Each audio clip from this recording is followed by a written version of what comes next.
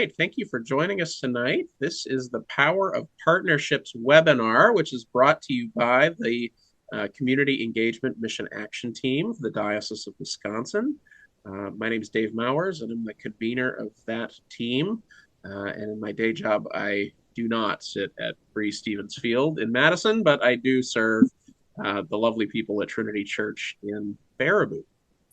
The Mission Action Team for community engagement is working on outreach, social justice, social action, and kind of all things that pertain to any one of those. And we meet as a steering committee for that group on the first Thursday of the month at 7 to plan trainings and resources and networking opportunities for the churches of the diocese to try to improve the way that we engage with our communities. So this is an offering of that Mission Action Team. And we have guests. So we have two church consultants and authors with us, Heidi Unruh and Skjegstad. And I'm going to let them introduce themselves. And the format for the evening is they're going to present to us for about 45 minutes, and then there'll be about 15 or so minutes at the end for questions and answers. So I'm not sure who's going first, of Joy or Heidi, but one of you can go ahead and take it away. Awesome. I'm going to put up the PowerPoint. Joy is our starting picture. Okay. Is that it? Can you see it? Now we can. Awesome. I'll do slideshow. Well, I am Joy Skjegstad, and I've known Dave Mowers for, well, he was like a little pup or something. Seminary guy at my church. Not quite 20 years. Really? It's been that long? Okay. Yeah, like 16 or something. I think I look a lot older. I don't think you do. So anyway, I'm in Minneapolis, Minnesota. Heidi is in Hutchinson, Kansas, and we do a lot of work together around community ministry strategy for churches. So we're working with denominational entities around the country, and also individual congregations and groups of them to think about, what does our church have to bring to the table, and what are the issues and needs in the community, and how can we make those strategically fit together. So this plug-in is kind of appropriate. It's how we think of our work, is how can the church and the community kiss each other? Like, how can we come together in the most productive and, I don't know, I feel like the Holy Spirit is in it. The Spirit brings us together and helps us find partners. Well, so we've got a couple things throughout that we'll ask you to put into the chat. And then we'll kind of call those out at various points during the presentation. What is one way that your church has been partnering in the community? Could be anything. Could be on an event. Could be on a program, could be on collecting items. Whatever you're doing, why don't you put it in the chat, and then we'll take a look at that. And then also introduce yourself. Put your name and the name of your church. Here's me. I do consulting, speaking, coaching around the country, and I'm an author too. I usually work with congregations on new visions, strategic planning, and missional change. I've just done a lot of work on youth development and community development, so you'll hear me give examples from those kinds of experiences that I've had over the years. I often come in when there's a new thing starting or when something needs to be detangled and refreshed and restarted. Those are good. It's a good use of me. And then these are the 3 books that I wrote on my own. If you're interested, if you Google the titles, you can find them. 7 Creative Models for Community Ministry relates most to this topic that we're looking at tonight. Partnering and mobilizing volunteers are a couple of the models. And this is me. Sunflower tells you that I'm talking to you from Hutchinson, Kansas. And Joy and I cross paths because our work has been with a similar heart, similar vision, with different but intersecting areas of specialty. So my mission has been to come alongside people and their good ideas so good works can shine. And that includes leadership, but also anybody who has something that they want to go move from vision to action. So that's the gap where I love to step in. And I love, you won't be surprised to hear this, but I love collaborative work. I love bringing disparate groups together around a common cause. So, my area of passion too is trauma-informed ministry with vulnerable families and youth, and so that is a space that I will often speak out of. And these are my books. And as a collaborator, all of these are co-authored. I love to do that. Joy, you can go on to the next one. This is the book Joy and I wrote together during the pandemic. Called Real Connections, Ministries to Strengthen Church and Community Relationships, because one of the things that brings Joy and I together is the belief that relationships are central to all that we do as a church, both within the church and in the community. So we love to talk to people about connections. So this is our roadmap for what we're going to cover today. We're going to talk about why we say the power of partnerships. So what makes partnerships powerful? We want to lay out for you a whole range of options for partnering. So we may have one model in our heads, but there are a whole range of ways that you can work together. I'm going to talk about how to find partners in the community and close with tips for great partnership. So what do we mean by partnering? Just very, very simply, we mean a meaningful connection with a local organization around a common goal or activity in the community. And so as you will see, that is a wide open field. And you can look at partnerships as kind of a range from casual to committed. So at the most casual end, it may just be a relationship of sharing information and referrals. They send you an announcement to put in the bulletin, etc. Or providing financial in-kind support is another very common form of collaboration. Sending volunteers to work on the partner's ministry program.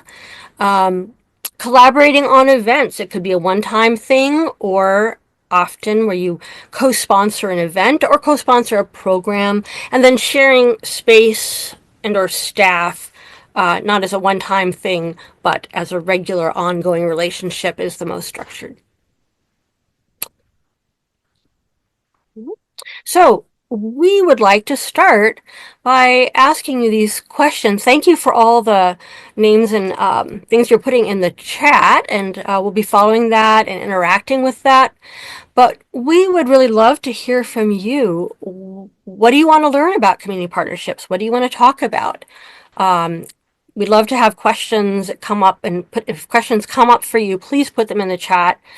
Don't wait till the end. But tell us, why are you here today? What makes this important to you?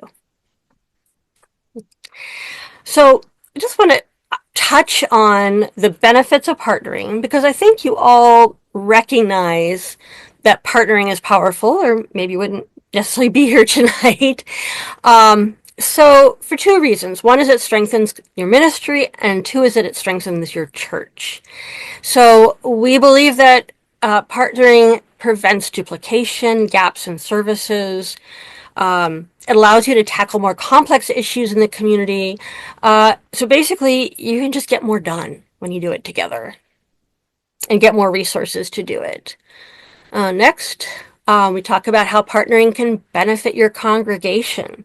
So because you are focusing on where there is the least duplication, and you are sharing resources in the community, it's a good stewardship of what you have in the church. We love to say that churches have more than they often think that they do, and so partnering can help you discover some of those assets that your church has that can be of use to the community. Also, the gifting and passions of your members. So if you just are limiting volunteer work to the ministries and programs within your church, then people who have different callings or different giftings may find it more difficult to get engaged. So by partnering in the community, you can send people out. And you connect with more people in the community. So you meet people that you wouldn't ordinarily meet. You go to places that you wouldn't ordinarily go or learn about issues. And then last, but I think not least in this time and space, you build a reputation for working with others. You become known as a church that not only cares about the community, but works together with the community. And that does send a powerful message. So we'll talk some about ways to partner. I have had 2 church jobs in my life, and one was when I was pretty young, running the nonprofit connected to Park Avenue United Methodist Church. And I wanted that job more than anything. I just remember going into the office for the first time after I got the job, and then I was like, what am I going to do now? What am I going to do now? So kind of instinctively, I thought, well, I need to learn the congregation, which means what are people passionate about, interested in, what are they good at, but also learning the community. So we do this whole series on community listening. And I think having a strong sense of, what is your congregation good at? What are they passionate about? And also being just really aware of what's happening in the community, who's doing what, but like what are the critical issues in your community, helps you put together really solid partnerships. We put together a legal clinic while I was at Park, and 5 lawyers in the congregation came to me and said we should do a legal clinic. And I don't think they even knew each other, so that was a sign to me that God was working. And we partnered with the Volunteer Lawyers Network because we needed this super expensive malpractice insurance that we couldn't afford on our own, and a group that was going to provide continuing education units for the lawyers. So that was one of the early partnerships that I worked on in my career, and it's still going at Park Avenue United Methodist Church. So 3 questions to think about as you're exploring your partnership potential. What could your church contribute to a community partner? What could a partner contribute to a community ministry of your church? And what could you do together? And I feel like just opening our minds to the possibilities of what that could look like is really helpful, because there are a lot of options for you here. So what could a church contribute to a community partner? So it could be in-kind or financial donations, and it sounds like some of you are doing that already based on what you put in the chat. So it could be Christmas baskets like here, could be clothing, winter coats for the school or school supplies. Could be something more interesting or unusual, like one of my pastor friends' church went out and bought the washer and dryer for a organization serving the homeless. That was an in-kind contribution on their part. And you can also support a community partner with volunteers, and you'll be looking for a group that can, a partner that can handle the number of volunteers that you have and the kinds of volunteers that you have, and find out if they provide training for them or if you need to do that. We'll talk about that more in a minute. So think about in your congregation how people are wired in their volunteer service. Some people really like hands-on work, so this would be like serving a meal, picking stuff up, setting up, tearing down for an event, grilling the hot dogs. Some people are more wired for relational work, so this would be more like mentoring or tutoring or being like a friendly visitor if you're working with a senior center, people that just visit regularly and chat. And then don't forget about your leadership volunteers. So I've certainly seen nonprofits in communities that I've worked in that really needed somebody with financial expertise or somebody who was an experienced board member or who knew how to do strategic planning. So think about the kinds of volunteers you've got to offer. You could also share your meeting space with a community partner. So if your church building is largely vacant during the week, think about how a community partner could use those spaces. Well, and if you've got a gym, man, that could really be used by the community, I'm betting. So if you talk to youth organizations or schools or your parks department, probably there's a use for your gym. Or here's a playground with some picnicking options. And other church facilities as well. A kitchen, if you've got if your kitchen is commercially certified, or even if it's not, it could be useful for an outside group. And your sanctuary, don't forget that, for performance space or rehearsal space. So some arts organizations here in the Twin Cities have almost had to shut down because they couldn't afford to rent rehearsal space, or it just wasn't available. So your church might be able to solve that for somebody. Vehicles and equipment. Heidi really likes to include Smurfs in all of our PowerPoints. So here's the Smurf slide. Some ideas for you. Skills. So I already talked about that. People who can fix cars, man, it's like a magic thing. So it's so needed in so many communities.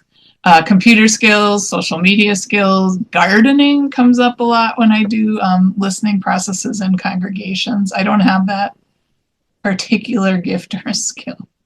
But anyway, my next door neighbor is disgusted with us because some years we don't even take the leaves off the garden. It's embarrassing. Anyway.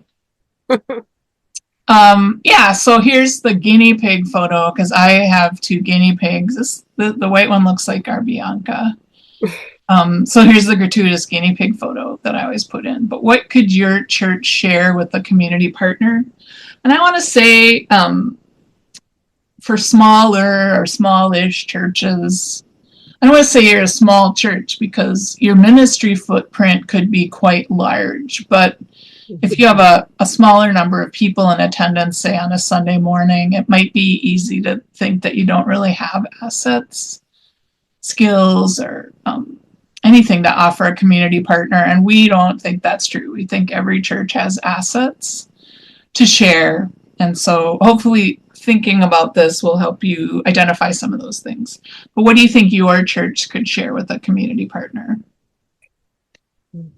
Heidi, do you want to say anything about what's that question about what your church can bring to a partner? Sometimes you have to see it through the community's eyes. So one church that I coached, there were some groups that they wanted to partner with, and so they literally brought their staff into the church and said, "Okay, this is us. This is what we got. How could what could be useful? How could we serve?"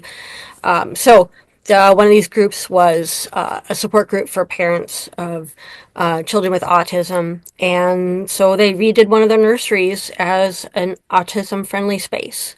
But they would never have thought of that. The church would never have come up with that on their own. But they, because they asked, "What do you need?" then they could discover more of the assets that they had. So Joy was talking about ways that your church assets could be used to support good work in the community, but it can also go the other way. So you can look for a partner that can support, enable, inspire the work that you are wanting to do as a church in the community. So one example is looking for partners who can host activities out in the community. So one of the churches here has a community garden. That's not my jam either, but I love it. I think that is such a wonderful way to testify to the healing power of nature, especially in the middle of cities. But if your church has just a small yard, but you feel passionate about this, to find an organization one church partnered with a food pantry because they had a big space out back. And so they partnered with them and cultivated that space into a community garden. And that just was a perfect fit. If teaching computer skills is part of your program, then, maybe go to the library, work out an arrangement where you can use their computers for a certain time. So I think another really important contribution that a partner can bring is their access to networks and resources. So you want to look for partners who are well connected in the community and who have built that trust. I think one of the questions was about how do you kind of get into partnering, and we're going to have a lot to say about how to find a partner.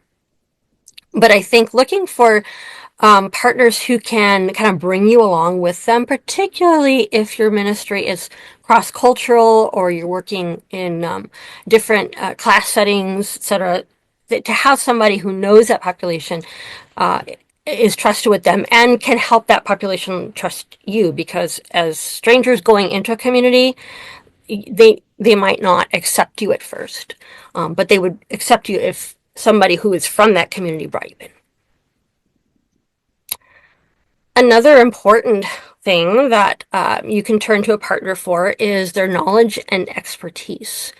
So if you, for example, are noticing a lot of unhoused people in your neighborhood and want to know, okay, well, let's do a ministry, the first thing that may come to mind may not be the most helpful thing.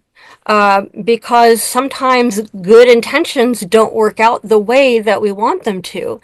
So learning from people who have been doing this for a long time or have expertise in, around the topic, have done research on homelessness, that can be really important. So partners are great at things your church doesn't do as well. I'm finding, can I just say one thing?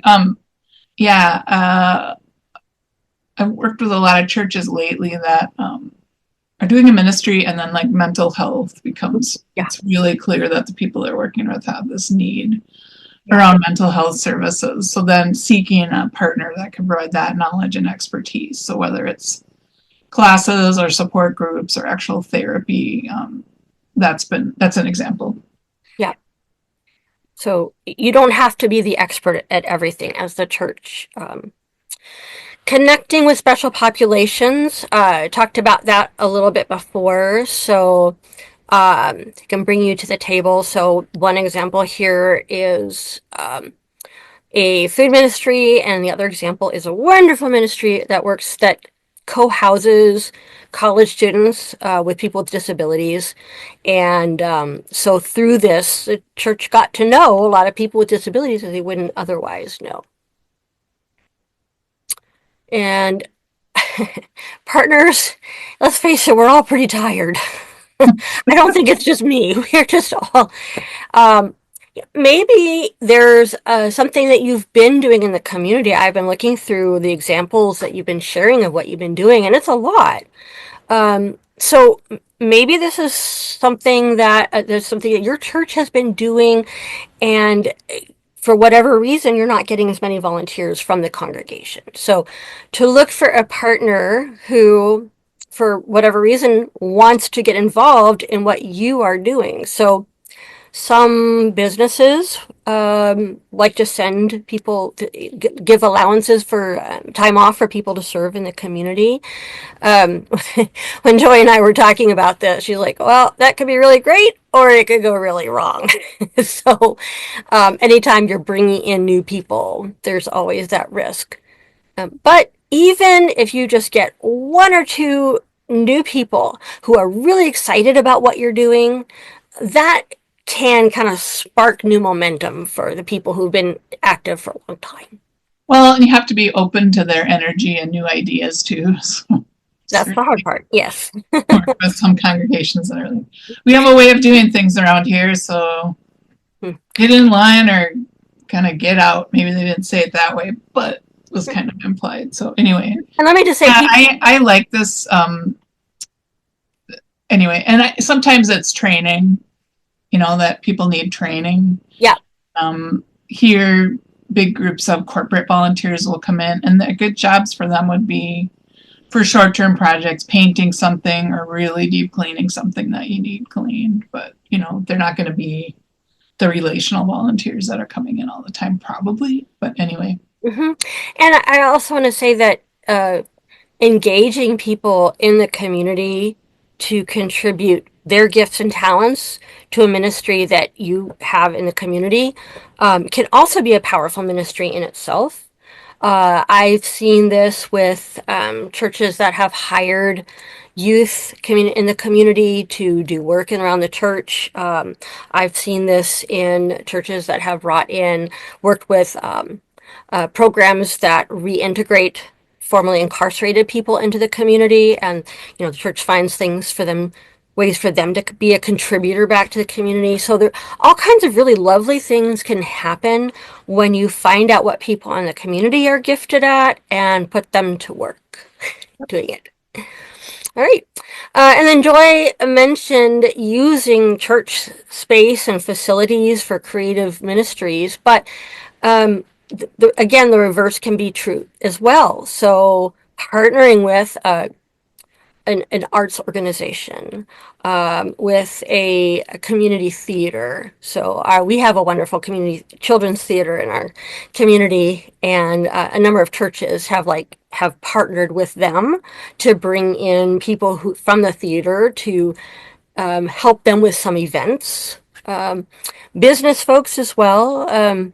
That kind of sounds like business and tech sounds like the opposite of the arts, but it's not, in the sense that these organizations bring a different perspective to ministry. So if all you're doing is working with other churches and nonprofits, you're going to miss out on a lot of other kinds of resources and ideas.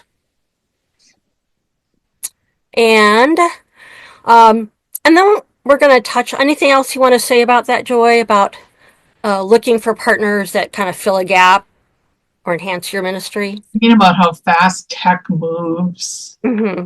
and everybody sort of hates it, but it also is a huge influencing factor in our society. So how to harness that for good, and if it's not a particular strong point in your congregation, but certain populations, you really need to be savvy at it, depending on the kind of ministry you want to do in the community. That's a good point. I feel like the business community often gets overlooked. So people really clamor to partner with schools and nonprofit organizations, maybe other churches, depending on what your community is like. It's always a good sign when people partner cross-denominational, and not a good sign if they really, really don't want to do that, in my opinion. But yeah, I think business is a kind of a lost piece too, because many of them are broad-minded, community-minded. They're thinking about what's best for our community. We need to do things so that we have good employees future employees coming out of the schools. We need to create a feeling in our neighborhoods where we're located, where people are safe and they're, I don't know. It's just I live in the city, so I'm thinking about kind of the feel that a place has, and businesses are often really interested in that. So. And a couple questions here were about getting ideas on building partnerships how do you make the community know you're looking for partners? How do you get into those spaces? So I think one of the things we talked about is looking for partners who are well connected, and that's true in the business, arts, and tech world. So just to kind of use an old expression, people who can bring your church to the table. So they are embedded in the networks and partnerships and relationships in the business sector or in the arts sector, and you may have nothing to do with that as a church, but if, say, a member has a cousin who's on the board of an arts organization, and then you can and then you say you want to show up. So finding out what tables there are in your community and how you can show up for them and be, kind of brokered in by a personal relationship, that's a great way to find a partner. think a lot of times there are tables connected to local government, so there's probably one in your community on affordable housing, if I had to guess. Mm-hmm. There might be one on homelessness or mental health. And if you're in a smaller community that doesn't have those, maybe you find one other group that really would like to see that table formed and start one. Yeah. So I think in these times, for there not to be a roundtable meeting regularly about mental health in every community would be a mistake. So we did work in Salina, Kansas, and that community. I went to Salina, Kansas more times than I'd care to think about. Um, Hey, Kansas. Talking to a Oh, kid. I like Kansas, man. It's a ways away from everything. But anyway, and it's not beautiful like Wisconsin is. Wisconsin's a pretty great place to Well, I be can't argue with you on driving that. through or stopping. Our son lives in Milwaukee, so I have a more positive opinion of Wisconsin than a lot of Minnesotans do. But anyway, so I'm going to Wisconsin tomorrow. I'll be driving through. I'll wave to you as I drive by. But they formed a community roundtable on childcare, and they actually made some forward progress on that because there weren't enough slots for the people and there's some major employers in that community. So the employers were involved in this roundtable, and they actually created some more childcare slots, which is a very hard issue to work on, I think. Yeah. So I want to go ahead. Yeah. Sorry, did you finish? I was just reading this chat from Jan Water at St. Bart's, and they're doing some really interesting things like hosting a yoga class, hosting Red Cross blood drives, but literally, like you said, creating a table, having space at the table by having lunch meetings for the what I am not going to say this right town right, the Washika County, I hope I was close, Affordable Housing Coalition in the community. So they have lunch meetings at the church, and 2 people from the church are involved in that coalition. So, hey, offer to feed people, and they will show up at your table. So, all right, well, and I'm going to continue to look at the chats because you've got great questions, and some of them I know we'll be addressing as we go. Well, and sometimes we've been in I think we found this when I worked with you, Dave, and then in Salina too, that service providers don't even know what the other ones are doing in relatively small communities. So even having like a quarterly lunch where people get a nice dinner and some snacks, dessert. Cake. That's what I like. But, where they can just find out about what the other people are doing. They were just like, we're fascinated. We had no idea that this was happening on the other side of town. So anyway. Yeah, Bex says the biggest problem with webinars is lack of snacks provided. Yeah, that is a problem, but it's also a problem when I see somebody on our webinar who has a great snacks and they can't share them with me. That's sad. Flip on these, and then you'll feel better. Okay. Yeah. Yeah, so let's talk about now. So, what could your church and a community partner do together? So, what are some shared activities? This could be maybe you're just trying to get to know a potential partner, and a way to start to kick off the relationship is to do something together. It could be that you've had a partner in the community that maybe you've just had a relationship of giving donations to, or they come to your church and use your space, but you haven't really done stuff together. So we're just going to throw some ideas at you for how you can initiate or move forward in partnering through these activities. And some of them may be things you haven't thought about before. So promotion and awareness. Let me just say something about that, Joy, because when we do consulting and coaching around starting a new church ministry, one of the things we hear over and over again is, well, we have this great ministry, but we don't know how to get people to show up for it. So working with a group in the community to help you promote a ministry, and vice versa, offering to inform the church about what a great nonprofit is doing, and working together to raise awareness around an issue that you're both involved with. So lots of great ideas around that. All right.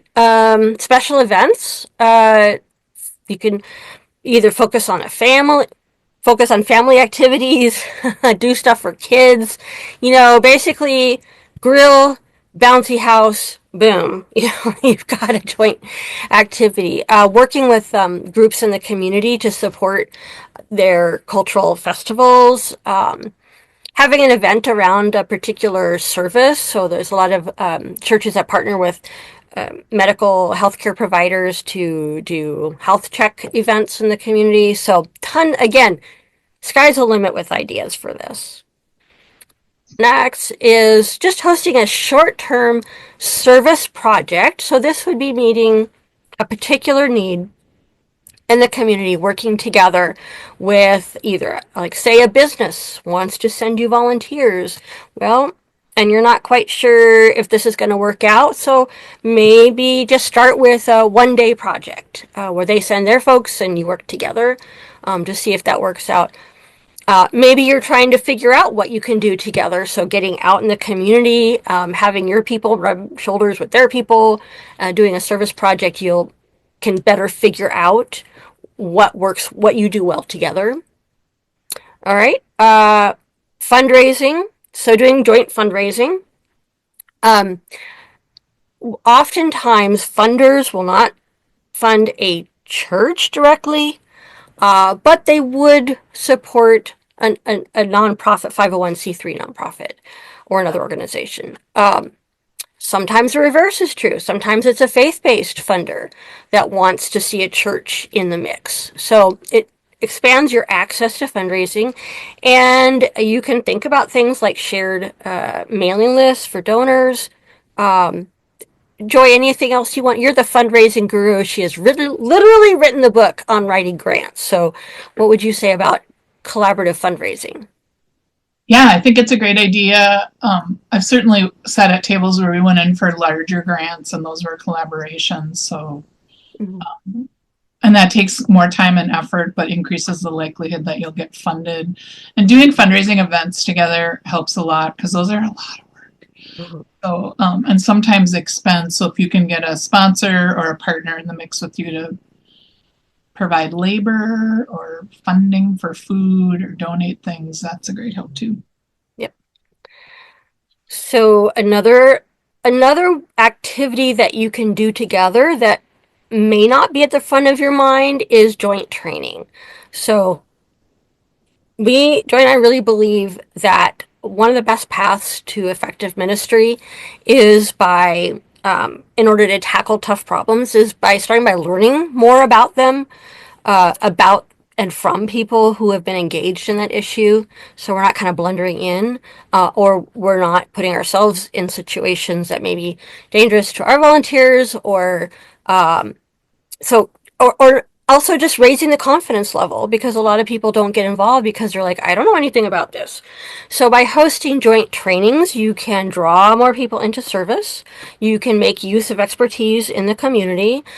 You could use the church facilities to host training that a coalition could be part of, like mental health first aid, for example, is a great one.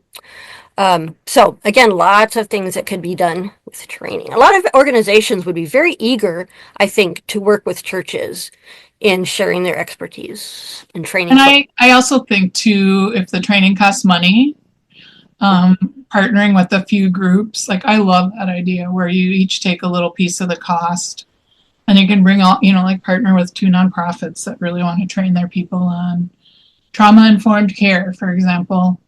And just learning about trauma and how that affects people. Split the cost and then have 3 times more people than if it was just your church doing it. So I was involved in a training series where 15 churches came together that had emergency services, that wanted to train together on how to better offer urgent care for people who are about to be evicted or have their lights shut off. And it was really fun. We had a giant room. We had funding from our community foundation. And we served a meal, and we mixed people up. We assigned seating, so all the churches were meeting everybody else. They couldn't just sit in their own little enclave. We had guided discussions, and a lot of great stuff came out of that training, just because, again, people were around the table talking about great ideas together. So that brings us to visioning and planning. So work with a nonprofit or another church. Somebody in the chat raised a question about partnering with other churches. Yes, you can do that. It is allowed. And if you're thinking you both agree that this is a problem in the community, this is something we want to do something about, but what can we do? So starting out a partnership with something fresh that neither one of you has been engaged in before and working together on a vision and a plan can really build a solid partnership. All right. People Next. kind of hate it when you say, hey, we made our plan. Why don't you help us implement it? Get over here and do what we tell you to do. People want to be involved. So. Hosting community conversations, I think, is a really important way of bringing communities together. It's it feels risky, and it is because it can open up some vulnerable things, but it can also bring like the combined wisdom of a neighborhood to bear, and it can get people talking to one another again. So whether this is topical, so I had a church that just convened a big community conversation on substance abuse, or it could also be just residential. So we want to invite everybody within a 6 blocks radius of the church to come, and we're going to work with the neighborhood association to invite people to come to the church or to the neighborhood association and just get to know one another better as neighbors. I think is really important. Next, last but definitely not least, is partnering by co-sponsoring programs. And again, this can be at different levels of formality, but it becomes associated with both you and the partner. So it's not like this is our church's program and this agency is helping out, or it's not like we're sending volunteers to this agency, but it truly is a joint operation that brings the resources of both to bear. And this is the one that I've probably done the most. It takes, a lot of time, but it's this ongoing connection. So you're actually doing this together. So you design the program together, you implement it together, you put your resources together, your fundraising together. So this will be called an ongoing collaboration. And I think this provides some stability as well, because there's a lot of turnover. And when you have sort of an organizational framework to put in your partnership, it means that when the person who started the ministry leaves, it can still keep going. All right. Joe, you want to talk about the next section? Yeah, so we've already had some questions about how to find a ministry partner. So start praying. That'd be the first thing. I think it'd be good to figure out what you're looking for in a partner and then pray to that end. You could expand on your current partnerships. So maybe go deeper on those. Explore what the next level of collaboration could look like. So if you're providing meals and food to a nonprofit already, I'd go sit down with them and just say, what else do you need? And what other ways could we support you? What could we work on together? And even ask, what's a missing piece in our community that nobody is working on? And is there a way we could work on that together? Yeah, so building on existing relationships. So maybe you've got, like I just said, history of donating, but are there some connections through church members? I think not just knowing where people work or, what they're interested in, their gifts and their skills. I always think it's good to know where your church members work. Like, we don't value people based on that, but man, that's helped me raise money and get stuff and over the years. Big time. So, but think about how your church members are connected to nonprofits, to schools. So having members, one woman that was on a listening team at a church I worked with, her husband was the principal at a middle school. And that was like magic. It opened that door plus doors to all the other schools because people really liked him. So it was a way in. So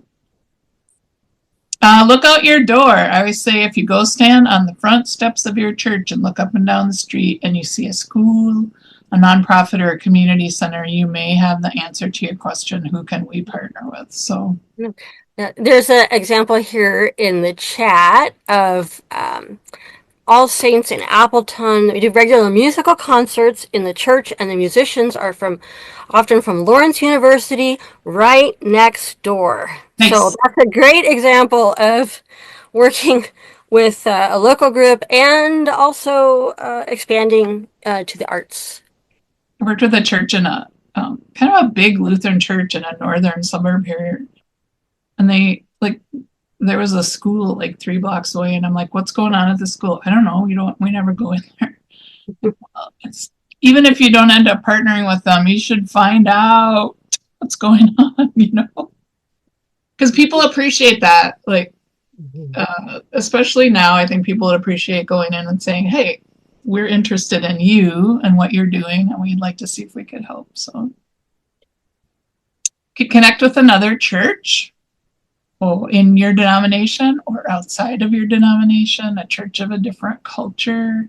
Could be one where you know people, like family members of some of your members go to this other church. So I don't think it's nice to know what's going on with churches in the neighborhood where your church is located too. Yeah, so when at one training that Joy and I were part of, it was helping churches plan with their ministry in the community, and there were two churches that we realized that they were just like around the corner from each other, and they're both participating in this training, but they didn't know each other. So, except to be aware that, oh, there's another church there. So, by being in this training space together, they formed a relationship and decided, well, we both want to work with youth in the community, so let's start doing something together. Amen. That's an awesome outcome. You can also do community listening. So there's a chapter in our Real Connections book about that, and there's also a chapter on church partnerships. But just listen in the community to discover who's having an impact and is open to collaboration. So sometimes we put a question in there about who's doing great work on this issue and who else should we be talking to. And then you'll find potential partners. And then focus on a particular issue or need. So here's one focused on mental health. So you could look at mental health providers, people who are working in schools on that issue, nonprofits addressing that issue, private therapists in your communities. So we'll often do a mental health focus group when we go in and do some work with churches. And it's fascinating to hear about the work that's being done. Focus groups are a great way to do community listening around an issue. Yep, I love focus groups. And you can also join a network. So we talked about showing up to existing meetings that are happening. So, hey, there's a gala here. It's gala season here in Minnesota. He holds them during the winter because it's too high a risk of a blizzard happening. So, yeah, go to a gala, listen to the presentation, see if you can meet some people from the organization. That'd be a super fun way to do it if you like parties. So. And then here, look at this list. It's amazing. And it's not meant to be all inclusive either, but who makes a good partner? And it's almost limitless. So we got the Chamber of Commerce in here, activist groups. I don't know what your church would think about that, but if you're going to work on immigration right now, probably talking to activist groups would make some sense. Government. I would say for rural communities that are online tonight, I think being connected to your hospital, hopefully you have one. I'm crossing my fingers for you. Either in your town or in your county would be a great connection for you to make, because often there's training, sometimes grants.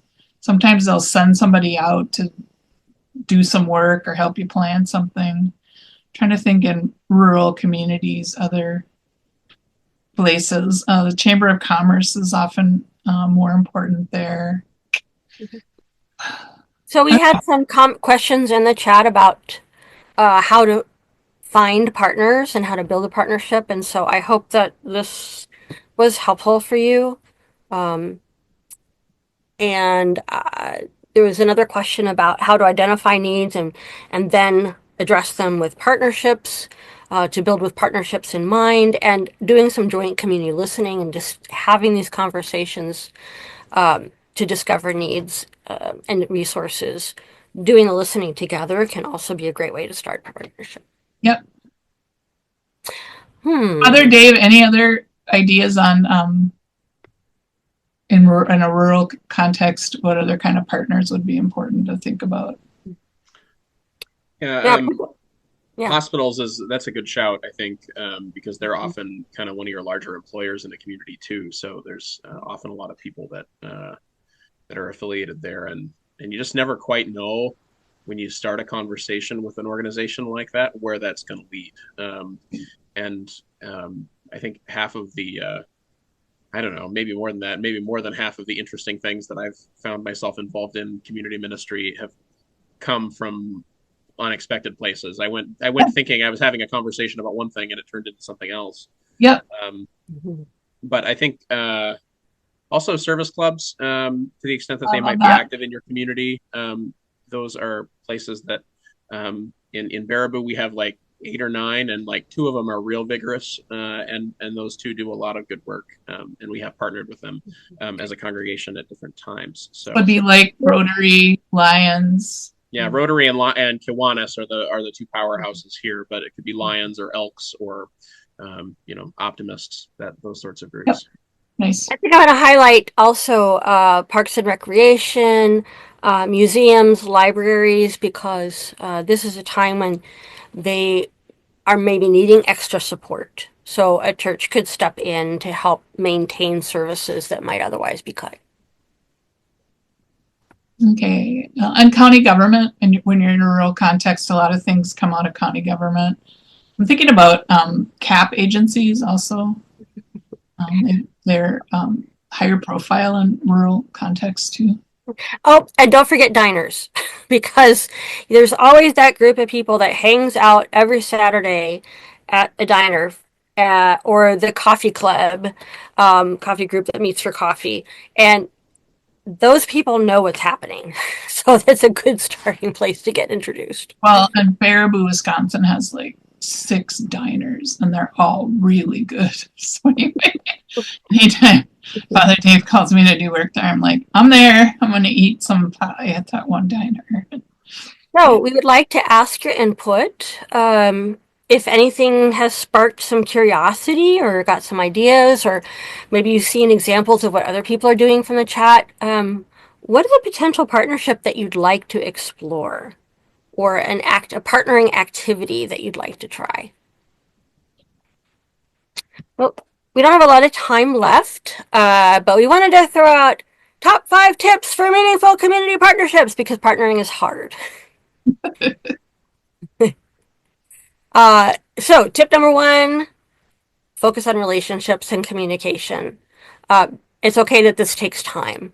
It's okay if you just spend a year, the first year of your partnership, just, getting together for coffee every month. So focus on the relationship. And I can't say enough about that, especially in smaller communities. If you don't have the relationship, it's not going to happen.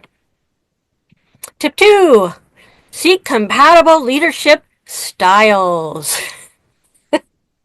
But also respect differences. So I had a church that had a really laid back, a very low organizational structure, and they wanted to partner with a local school that was, very rigid and rule enforcers, and kind of realized that was a partnership that was not going to last because the styles were just too different. So so you can respect differences, but maybe discover that this isn't the best partner to work with long term.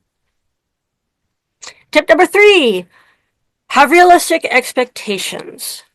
So yes, you can expand what you can do through partners, but partnering also is not a magic pill. So you still have to put in the work. You still have to deal with limited time and resources. So by starting small and managing expectations, you probably on a better path to success than if you try to start with something.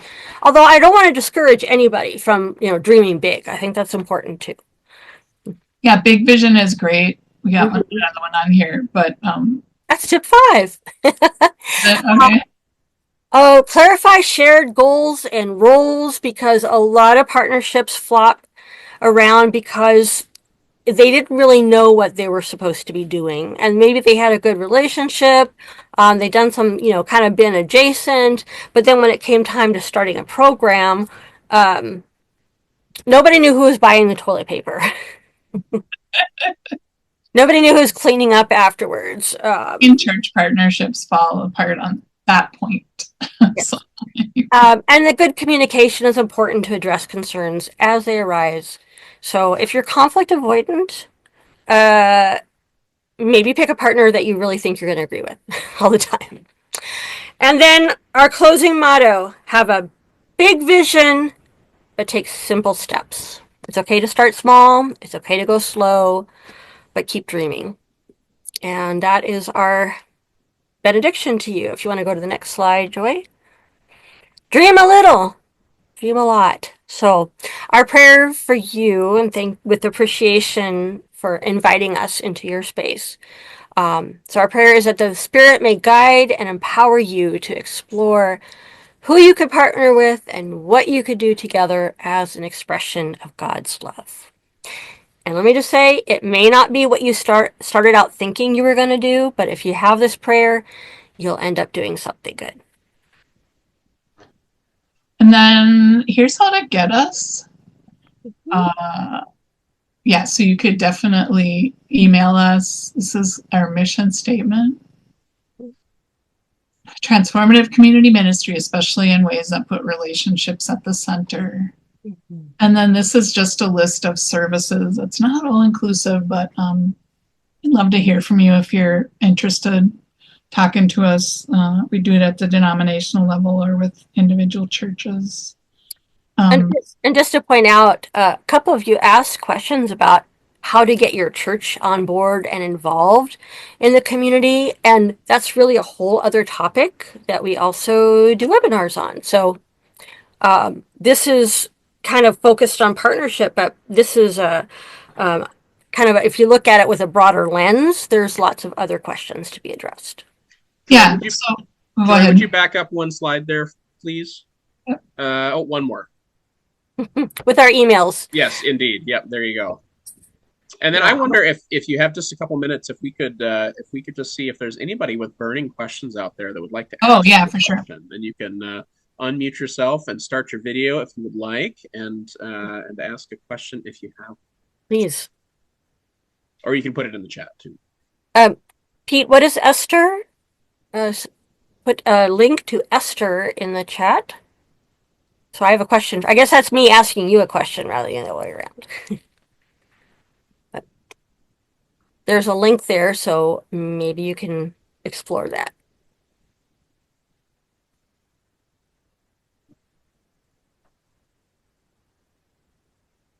Any questions? One time I put together I feel like God led me into doing nonprofit management training for pastors and ministry leaders. And we did it as a partnership. I worked for a little nonprofit, and we had a partnership with the University of St. Thomas and made a certificate program. And we started connecting with this Black Ministerial Alliance. They were kind of nearby, and so we said, what do you think about your pastors coming through this program? So it was a joint partnership between the three entities. And I mean, I'm a white woman from Duluth, so I wasn't going to be the one identifying the Black pastors and getting them to come to the program. So anyway, that was a kind of another early collaboration. And we had the academic partner that could give the CEUs and this scrappy little intermediary nonprofit, and then the Black Ministerial Alliance. So, Bax, no, you do not have to be on. I did. Oh, there you are. Okay, yeah. Great. So I did have a sort of question, just because I feel like where I'm at is really at the very, very beginning of everything with Rice Lake. I'm a new member, new diocesan staff member, because I'm less than a year old with DioWis too. But we're kind of really starting to get a little bit of excitement going with a few of our members of our church to get together and do something and wake up a little bit, get less sleepy. And one of the things we're kind of being very conscious of is the stewardship aspect of it. So, do you have any quick tips, thoughts, or tricks for fundraising as you go and as part of the partnerships? Just maybe a little more expounding on that so that I can have the right thoughts in my head as we start this. So I can start with one thing there, Bex. One thing that Trinity Baraboo has done over the last number of years, and our senior warden Jeanette's on this call, and I'm going to pick on her because she's all the time telling me every time there is a Diocese of Wisconsin grant that comes up, the question is not should we apply for the grant. The question is what should we apply for. Yeah. And I think so far we just about got a perfect batting average. Like when we apply, we get it. And the nice thing about those grants is that they're little, so they don't really take a lot to apply for. And, if you make your case for why your thing makes sense, you'll probably get the money. So that's a way, you don't probably, what you're doing to start with doesn't need huge capital, probably just needs a little money. And if you can get a grant like that from the diocese or from another source, that's a really good way to start something. Are you in a rural or more of an urban area? We're in Northwood, so rural. Rice Lake is you're in Duluth, so it's about on the Superior side, an hour and a half down. I'm from Duluth, so I know. Oh, okay. You know where I am. Yeah. The Otto Bremer Foundation will now fund in Wisconsin. So Okay. One particular one that I would recommend if you're working with people in poverty. No, they changed their giving. Never mind. They just changed everything. Walmart would be another place to go, I would say.